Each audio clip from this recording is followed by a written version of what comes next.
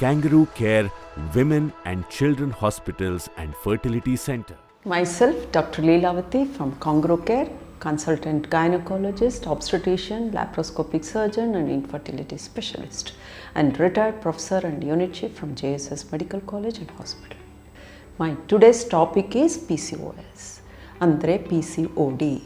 ಅಂದರೆ 30 ವರ್ಷದ ಹಿಂದೆ ವೆರಿ ರೇರ್ಲಿ ಅಥವಾ PCOS ಅನ್ನೋ ಒಂದು ಟಾಪಿಕ್ನ ಓದ್ತಿದ್ವೇ ಹೊರತು ಹೆಚ್ಚಿನ ಸಂಖ್ಯೆಯಲ್ಲಿ ಮಹಿಳೆಯರನ್ನ ನೋಡ್ತಾ ಇರಲಿಲ್ಲ.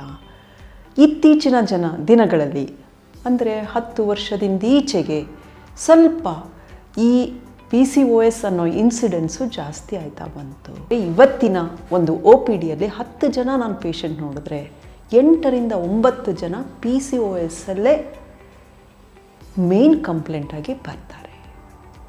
ಅದರಿಂದ ಇದನ್ನು ಇತ್ತೀಚಿನ ಗೈನಕಾಲಜಿಕಲ್ ಎಪಿಡೆಮಿಕ್ ಅಂತ ನಾವು ಹೇಳ್ಬೋದು. ಈಗ ಇದು high time to address this topic. ಈ PCOS ಅನ್ನೋದು ಹೆಚ್ಚಿನ ಸಂಖ್ಯೆಯಲ್ಲಿ ಯೂತ್ ಅಥವಾ ಅಡಲ್ಟ್ನ ಹೆಚ್ಚಾಗಿ ಕಾಣ್ತೀವಿ. ಮೇಡಮ್, ಮುಂಚೆ ನೀವು ನೋಡ್ತಿರ್ಲಿಲ್ಲ, ಈಗ ಯಾಕೆ ಇಷ್ಟೊಂದು ಅಂತ ನೀವು ಕೇಳ್ಬೋದು. ಇದಕ್ಕೆ ಕಾರಣ ಏನು? ಕಾರಣ ಹೇಳಕ್ಕೆ ಬಂದರೆ ಇದು ಜೆನೆಟಿಕ್ ಅಂತ ಫಸ್ಟ್ ಆ್ಯಂಡ್ ಫಾರ್ಮೋಸ್ಟ್ ಹೇಳ್ತೀವಿ. ಏನು ಮೇಡಮ್, ನಮ್ಮ ಅಮ್ಮಂಗಿರಲಿಲ್ಲ, ನಮ್ಮ ಅಜ್ಜಿಗಿರಲಿಲ್ಲ, ನಮ್ಮ ದೊಡ್ಡಮ್ಮಂಗಿರಲಿಲ್ಲ, ನನಗೆ ಹೇಗೆ ಜೀನ್ಸ್ ಅಂತ ಹೇಳ್ತೀರಾ, ಜೆನೆಟಿಕ್ ಅಂತ ಹೇಳ್ತೀರಾ ಅಂತ ನೀವು ಕೇಳ್ಬೋದು. ಎಸ್, ಜೀನ್ಸಲ್ಲಿ ರಿಸೆಸಿವ್ ಡಾಮಿನೆಂಟ್ ಅಂದರೆ ವ್ಯಕ್ತಪಡುವಂಥ ಗುಣಗಳು ಒಳಗೆ ಇರುತ್ತೆ, ಆದರೆ ವ್ಯಕ್ತವಾಗದ ಗುಣಗಳು ಅಂತ ಇರುತ್ತೆ. ನಿಮ್ಮ ಅಜ್ಜಿ ಆಗಲಿ, ನಿಮ್ಮ ಅಮ್ಮ ಆಗಲಿ ಯಾಕೆ ಇರಲಿಲ್ಲ? ಪ್ರಾಬಬಲಿ ಅವರ ಫುಡ್ ಪ್ಯಾಟ್ರನ್, ಲೈಫ್ ಸ್ಟೈಲ್ ಆಗಿತ್ತು ಅನ್ನೋದು ನನ್ನ ಭಾವನೆ. ಇತ್ತೀಚಿನ ದಿನಗಳಲ್ಲೂ ಕೂಡ hard working very poor people ಅವರಲ್ಲಿ PCOS ಕಾಣೋದು ಬಹಳ ವಿರಳ. ಇದೆಲ್ಲ ಅಫಿಲಿಯೆಂಟ್ ಆ್ಯಂಡ್ ಮಾಡರ್ನೈಸ್ಡ್ ವುಮೆನ್ನಲ್ಲಿ ತುಂಬ ಹೆಚ್ಚಾಗ್ತಾ ಇದೆ. ಸೊ ಇದನ್ನು ಜೆನೆಟಿಕ್ ಅಂತ ನಾನು ಹೇಳಕ್ಕೆ ಇಷ್ಟಪಡ್ತೀನಿ. ಎರಡನೇದಾಗಿ ಸೆಡೆಂಟ್ರಿ ವರ್ಕ್. ಯಾವಾಗಲೂ ಕೂತ್ಕೊಂಡಿರ್ತೀವಿ, ಕಂಪ್ಯೂಟ್ರ್ ಮುಂದೆ ಕೂತಿರೋದು, ಇಲ್ಲ ಟೈಮ್ ಇದ್ದರೆ ಮೊಬೈಲ್ ಇಟ್ಕೊಂಡು ಬ್ರೌಸ್ ಮಾಡೋದು, ಇಂಟರ್ನೆಟ್ಟೋ ಯೂಟ್ಯೂಬೋ ಇಂಥದ್ರಲ್ಲಿ ಕಾಲ ಕಳೆಯೋದು.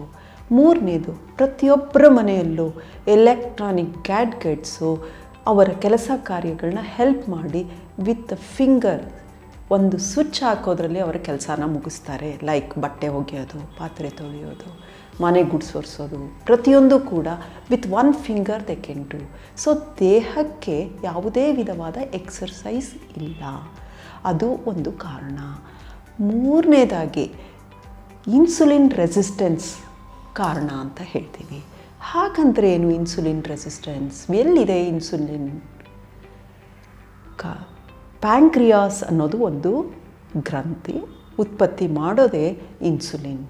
ಈ ಇನ್ಸುಲಿನ್ನ ಕೆಲಸ ಏನಪ್ಪ ಅಂದರೆ ದೇಹದಲ್ಲಿ ನಾವು ತಿಂದ ಆಹಾರ ಜೀರ್ಣವಾಗಿ ಗ್ಲೂಕೋಸ್ ಅನ್ನೋ ಒಂದು ವಸ್ತುವನ್ನು ರಕ್ತದಲ್ಲಿ ಉಂಟು ಮಾಡುತ್ತದೆ. ಆ ಗ್ಲೂಕೋಸು ಪ್ರತಿಯೊಂದು ಸೆಲ್ ಅಂದರೆ ಜೀವಕೋಶದಿಂದ ಅಬ್ಸರ್ವ್ ಆಗುತ್ತೆ ಮತ್ತು ಅದರ ಕೆಲಸಗಳಿಗೆ ಶಕ್ತಿಯಾಗಿ ವಿನಿಯೋಗ ಆಗುತ್ತೆ. ಯಾವಾಗ ಇನ್ಸುಲಿನ್ ರೆಸಿಸ್ಟೆನ್ಸ್ ಇರುತ್ತೋ ಆಗ ಗ್ಲೂಕೋಸು ಸೆಲ್ಲಿಂದ ಅಬ್ಸರ್ವ್ ಆಗಲ್ಲ. ಅದನ್ನು ರೆಸಿಸ್ಟೆನ್ಸ್ ಅಂತ ಕರಿತೀವಿ. ಆಗ ರೆಸಿಸ್ಟೆನ್ಸ್ ಉಂಟಾದಾಗ ಈ ಇನ್ಸುಲಿನ್ನು ಓವರಿ ಮೇಲೆ ಆ್ಯಕ್ಟ್ ಮಾಡಿ ಈ ಓವರಿನ ಬಲ್ಕ್ ಮಾಡ್ತಾ ಹೋಗುತ್ತೆ, ದಪ್ಪ ಮಾಡ್ತಾ ಹೋಗುತ್ತೆ, ಅದರ ಕೆಲಸದಲ್ಲಿ ಅಡೆತಡೆ ಮಾಡುತ್ತೆ. ಮತ್ತೊಂದು ಥಿಯರಿ ಲೇಟೆಸ್ಟ್ ಏನು ಅಂದರೆ ಈ ಇನ್ಸುಲಿನ್ನು ಲೋ ಇನ್ಫ್ಲಮೇಟರಿ ರಿಯಾಕ್ಷನ್ ಮಾಡುತ್ತೆ, ಅದರಿಂದ ಇವೆಲ್ಲ ಸಿಂಪ್ಟಮ್ಸ್ಗೆ ಕಾರಣ ಆಗುತ್ತೆ. But totally it is not fully understood disease. So treatment ಅಷ್ಟೇ, it is not fully curable. Coming to the symptoms and signs ಅಂದರೆ ಇದರಿಂದಾಗೋ ಒಂದು ಪರಿಣಾಮಗಳು ಹೆಣ್ಣು ಮಕ್ಕಳಲ್ಲಿ ಏನು? ಮೊದಲನೇದಾಗಿ ಮುಟ್ಟು ಋತುಚಕ್ರದಲ್ಲಿ ಎಫೆಕ್ಟ್ ಆಗುತ್ತೆ. ಚಕ್ರ ದೊಡ್ಡದಾಗ್ಬೋದು, ಅಂದರೆ 2 ತಿಂಗಳು 3 ತಿಂಗಳಿಗಾಗೋದು.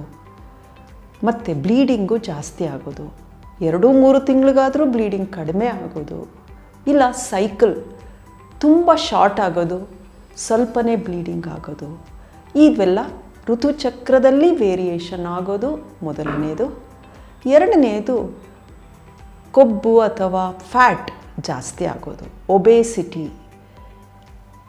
ತುಂಬ ವೆಯ್ಟ್ ಗೇನ್ ಆಗ್ತಾರೆ, ಅಥವಾ ವೆಯ್ಟ್ ಗೇನ್ ಆಗಿದ್ದರೆ ಇಳ್ಸೋಕ್ಕೆ ಪ್ರಯತ್ನ ಪಟ್ಟರೆ ಇಳ್ಸೋಕ್ಕೆ ಸಾಧ್ಯ ಆಗದೆ ಇರೋದು. ಒಂದು ಎಕ್ಸಸೈಸ್ ಮಾಡಲಿ, ಫುಡ್ ಕಂಟ್ರೋಲ್ ಮಾಡಲಿ, ತುಂಬ ಕಷ್ಟಪಟ್ಟರೂ ಅದು ಕಡಿಮೆ ಆಗದೇ ಇರೋದು.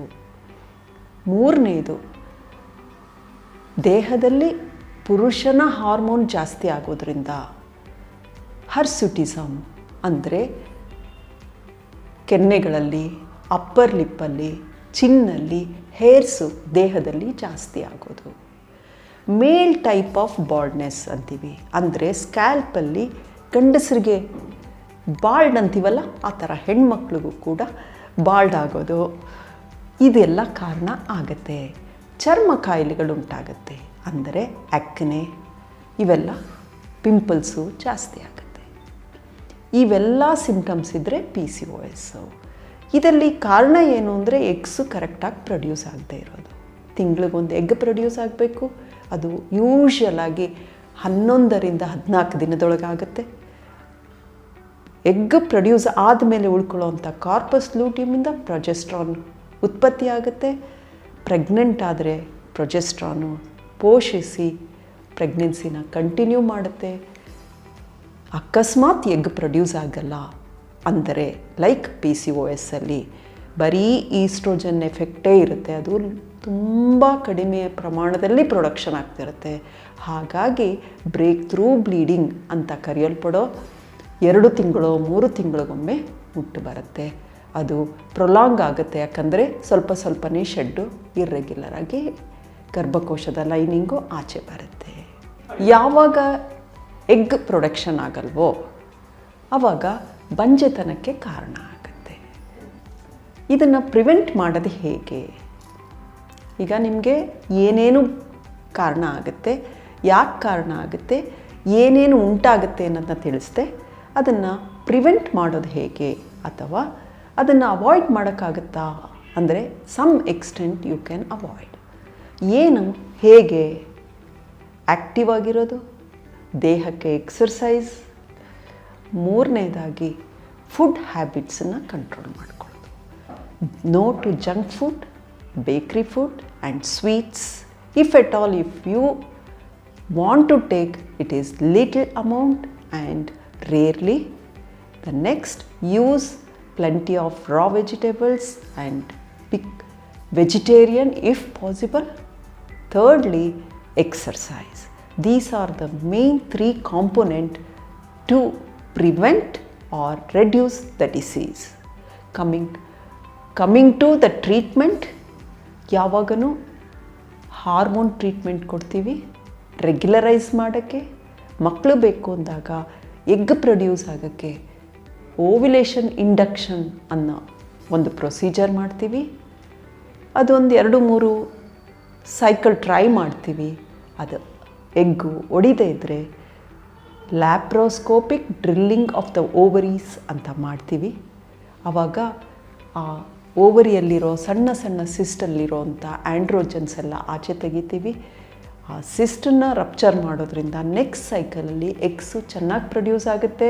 ಅಥವಾ ನಾವು ಕೊಡೋ ಔಷಧಿಯಿಂದ ಎಗ್ಗು ಚೆನ್ನಾಗಿ ಬೆಳೆಯುತ್ತೆ ಮತ್ತು ಎಗ್ ಒಡೆಯುತ್ತೆ, ಮಕ್ಕಳಾಗೋ ಚಾನ್ಸು ಚೆನ್ನಾಗಾಗುತ್ತೆ. So coming to conclusion, PCOD ತುಂಬ ಹೆಚ್ಚಾಗ್ತಾ ಇರೋ ಒಂದು ಹೊಸ ಕಾಯಿಲೆ. ಅದಕ್ಕೆ ನಮ್ಮ ಲೈಫ್ ಸ್ಟೈಲೇ ಕಾರಣ. ಟು ಸಮ್ ಎಕ್ಸ್ಟೆಂಟ್ ನಾವು ನಮ್ಮನ್ನು ತಿದ್ಕೊಳ್ಳೋದ್ರಿಂದ, ಲೈಫ್ ಸ್ಟೈಲ್ ಮಾಡಿಫಿಕೇಷನ್ ಮಾಡ್ಕೊಳ್ಳೋದ್ರಿಂದ ಅದನ್ನು ಒಂದು ಹದಕ್ಕೆ ಕಂಟ್ರೋಲ್ ತರ್ಬೋದು.